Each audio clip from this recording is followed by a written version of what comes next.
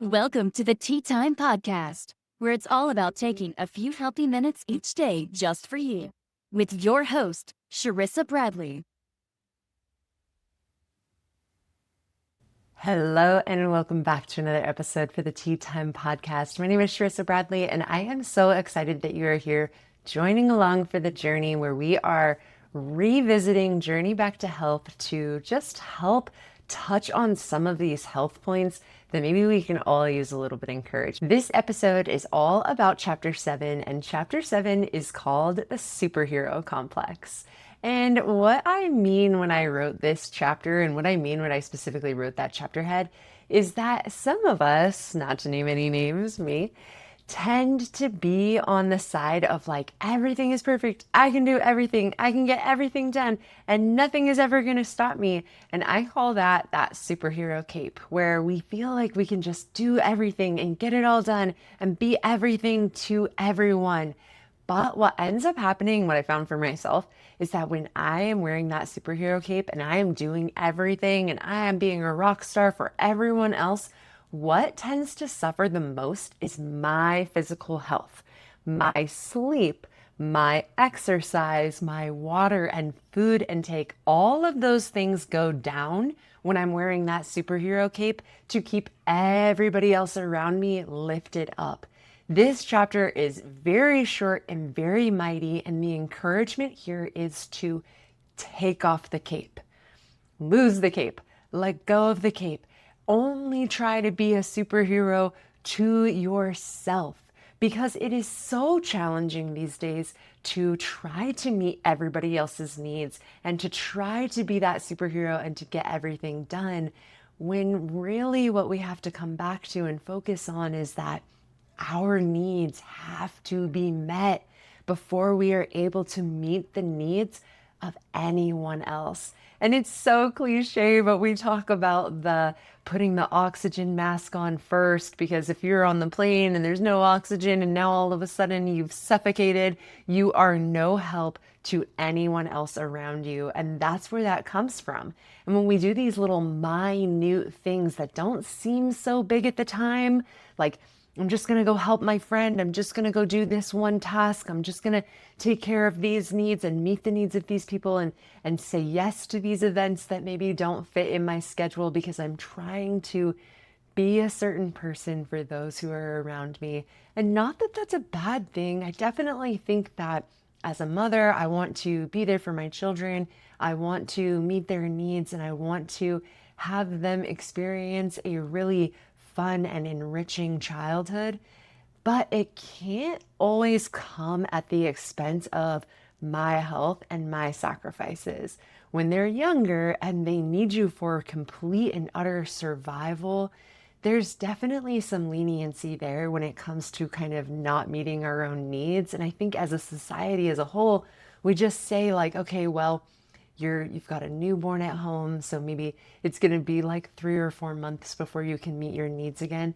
That might be some extenuating circumstances, but after that point where we do have this time where we can meet our needs, and it's really just that kind of fine line of, are we wearing that superhero cape because we are trying to people please, make everybody like us and make us feel like warm and welcome in our community? Or are we just doing what we need to get done during the day? So when we are really looking at like, how do we actually meet our basic needs?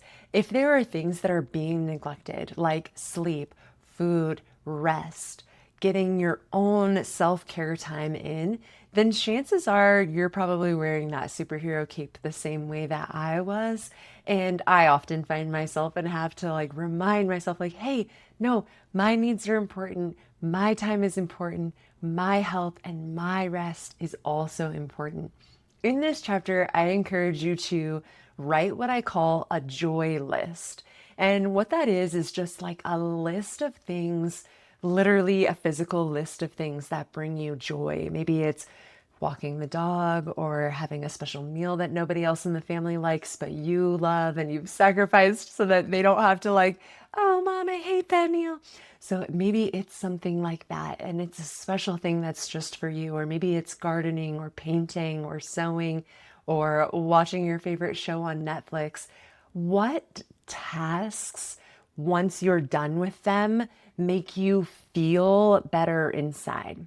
For me, I love doing things like filling my freezer with foods that I can eat on a day that I don't feel like cooking anything. So I love spending like a 3 or 4 hour chunk in a month where I'm just making a bunch of soups or a bunch of broths or things that I can add to the freezer for quick, easy meals for myself.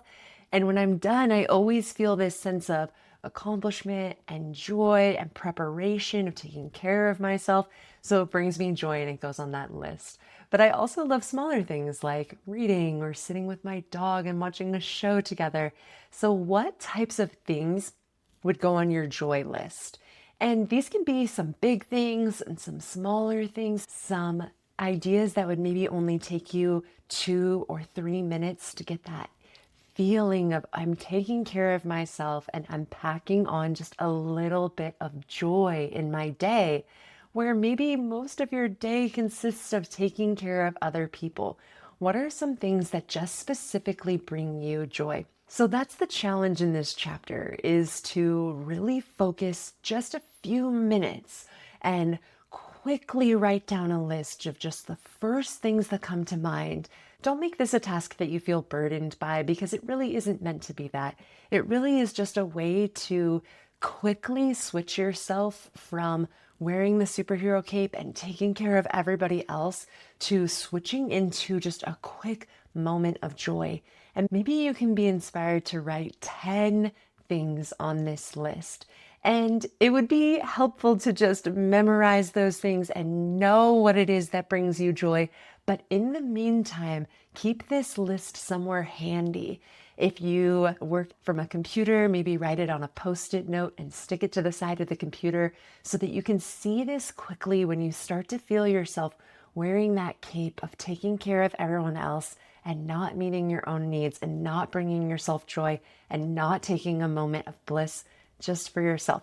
If you can take a few quick moments, write it on a little Post-it note, stick this note somewhere where you can see it so that it can become a habit for you to feel joy, to take time to actually wear that superhero cape just for yourself. How can you bring yourself joy this week? For me, I am going to put on my list to read some of my cute Valentine's Day books that I've recently purchased from my favorite bookstore.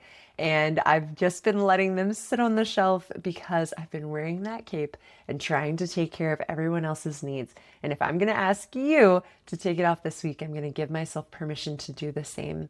In this book, the action steps for this chapter are to give yourself permission to take off that cape and do just one thing that brings you joy this week, even if it's just a super small 2-minute, 3-minute moment in your day where you can say, I did that just for me. I hope this helps, and I hope this encourages you to find a little bit of joy in your week and in your days.